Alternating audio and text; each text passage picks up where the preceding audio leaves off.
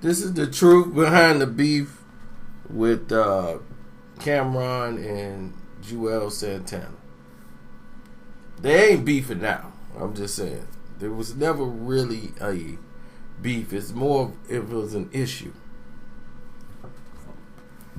Now, when Cam was out, Cam wasn't really blown up yet. He was with at the time. And he had went to school with Juelz's homeboy, his cousin or whatever, Toad. And Toad used to be like, yo, I know Cam, man, I'm going to get you signed and this and that. I'm going to put you on, man, I'm going to get you. So Toad used to ride, be like the driver for Cam. When Cam was doing sex, drugs, entertainment, all that stuff. So Toad went and got, who did he go get? I think he used to tell Cam all the time, yo, man, I told Cam about you today, man. Told him you nice. Man, I told him, man, wait till you hear you rhyme. So one day he had Cam in the car. Cam was asleep. He drove Cam all the way over to Juelz's block. Cam was asleep. He didn't know where he was at. And when Cam woke up, Juelz get in the car. Cam is asleep. Cam wake up like, dude, you really just drove me over here? Man, I don't even know where I'm at, Joe. Man, he was like, man, just rap, Juelz. So Juelz started rapping. And ever since then, Juelz, it was a rap. He was like, yo, shorty, you nice, man. What's your name? Alright. I'll tell you what. I see what you were saying, Toad. Come meet me tomorrow at 4 p.m. and Toad will give you the address. I'm going to see if you really real. Or is that everything you got? So he came down to the studio, laced it. Like he was putting in, like Cam had it all set up. So when Sex, Drugs, and Entertainment came out and that didn't take off, Juelz was there. You know what I'm saying? A lot of people didn't know that, but he was there. And he was coming up with rhymes and doing these little shows they had set up. Then when they made it to the fact when Jimmy was finna start rhyming and doing all that,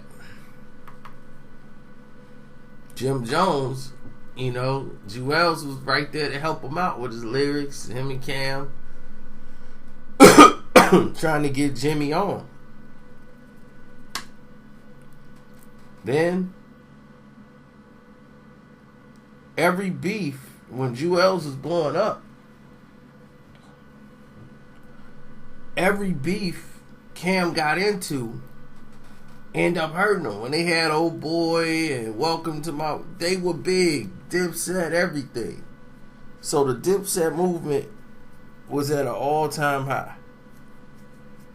And rolling. Everybody's excited. They jumping up and down. They like, this is the greatest thing I've ever seen. It was nothing but applause. Man, this is perfect. We love this. The next thing you know, everything went left. 50 Cent beef come around. You got Jay-Z beef. You got two of the powerful heads of the two companies. And Dipset at the time was doing its thing. Jimmy just hit with Ballin'. And Cam got all these independent deals. Jay-Z is doing everything he can to smash Cam. As far as radio, television, and playback in New York. Even in New York, he couldn't get that much playback. So the beef with 50 was helping them, because Jimmy just broke through with Ballin'. Then Jimmy started taking shots at Jay. But everybody liked the Ballin' song, so it was played in the clubs till it got to a certain point where they had to cross and deal with that situation and get that addressed.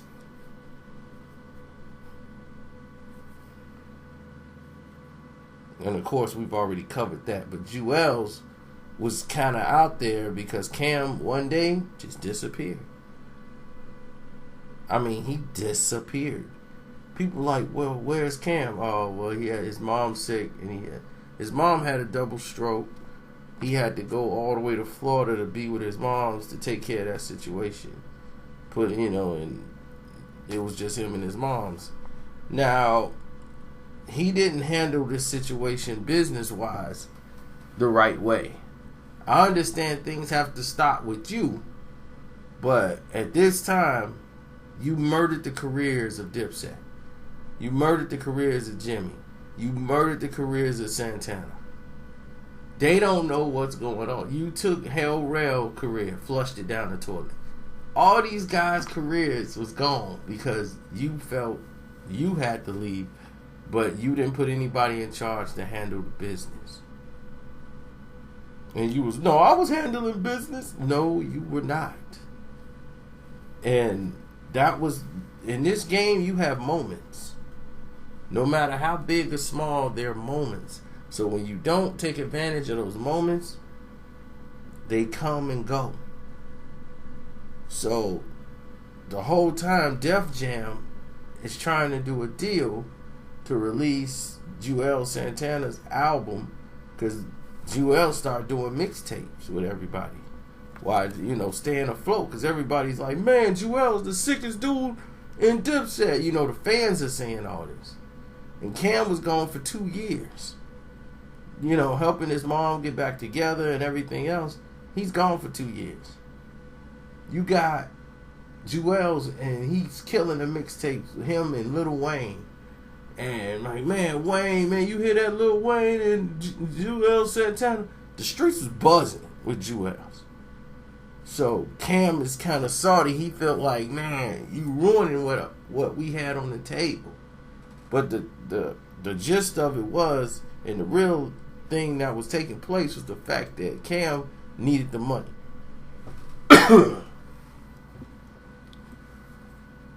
Cam was strapped for cash. And he sold Juelz's contract for like almost $2 million to Def Jam. So it said, you know what, y'all can have him. I'm done. Because Def Jam been trying to get a buyout for Juelz, so they can release his album. They like, we want him because we don't think you can handle him, and he's ready to get his career on track. And that's all Juelz is like, look, man, I'm loyal from day one. I'm not trying to take Cam's spot. I'm not that type of dude. He's cool with his position. He just want to be taken care of the way he's supposed to. It ain't like he's like, look, I'm sitting back off one hit and I'm thinking I'm it. He put in work.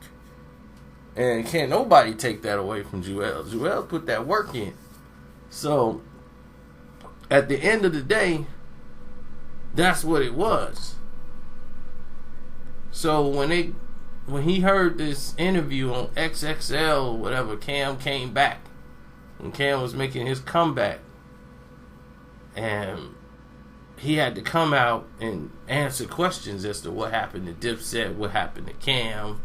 When he had that, I get it in Ohio. When he had that going. So, when he was doing that, talking about he getting it in Ohio, that's when the narrative started to change, because now you got a whole different scenario on the table. Because while he was talking about he getting it in Ohio and making this single to come out, and it's kind of limited distribution, when you look at what was happening on the platform, on the big scale, Juelz got a much bigger platform now. So he's got to try to minimize what everybody else was doing in Dipset and made it look like they turned on him and was like, well, you got Juelz, man. He's doing syrup now. I can't really deal with him, man. He out there doing syrup all the time. Dude, you smoked weed when I met you. Now you doing syrup, man. That's Houston, man. That's what they do out there. You know what I'm saying? And where was Juelz at before he ran into me?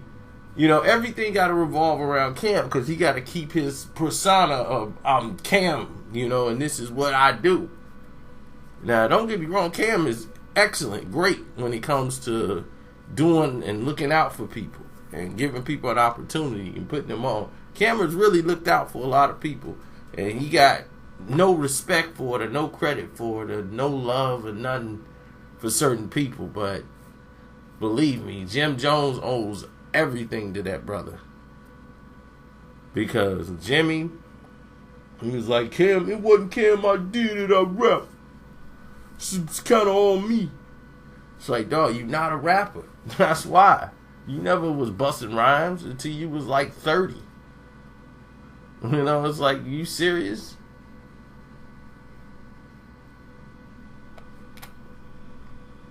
So, I mean, everybody knew, like, Jimmy, you don't do this. You know, you was a street guy trying to rap. And I ain't mad. Get your paper, man. You made a hit with Ballin' that probably no other street guy who just came off the street and grabbed the mic was going to probably make. So he had a run, but his albums just wasn't going to sell. So on top of that, Juelz is like, dog, you was hooked on Percocet.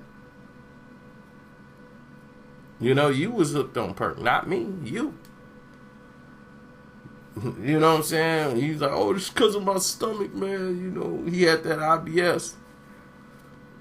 But it wasn't IBS. You was taking Perc just to take it. So, you know, Juelz was like, look, man, I don't understand what you're doing, but to the lames out there, they ain't gonna understand it. They gonna be like, yeah, where was Juelz at?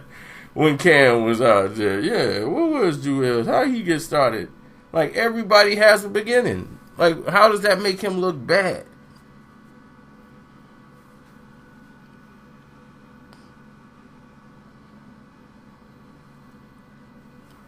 So that's just how we look at it, man. You know, everybody has their own idiocracies that they deal with, but they were able to put everything aside with a conversation because there was no real ego and no real beef. Juelz is never that type of dude. So when they met up, it was only right that they blend and get Dipset back together. And they tried. They had Flex in there. Flex trying to come after Jay-Z. It was sad. It was sad to see what had happened to them and how far they fallen. Because their time had come and gone. And Cam realized, like, man, we can't come back as Dipset because, you know, it's like, it's not recognized like that. And the fact that Jimmy is, like, etched out and Cam won't deal with Jimmy no more and went on stage with just him and Juelz with Drake, that was kind of disrespectful. Especially, like, wow, you know, how would you do that? And Juelz is cool with Jimmy and he's cool with Cam. But, you know, that was just, you know, that was weird. to say the least. You know, I wouldn't even be cool with people that would do me like that if I was down with the camp and I didn't do anything to cross them.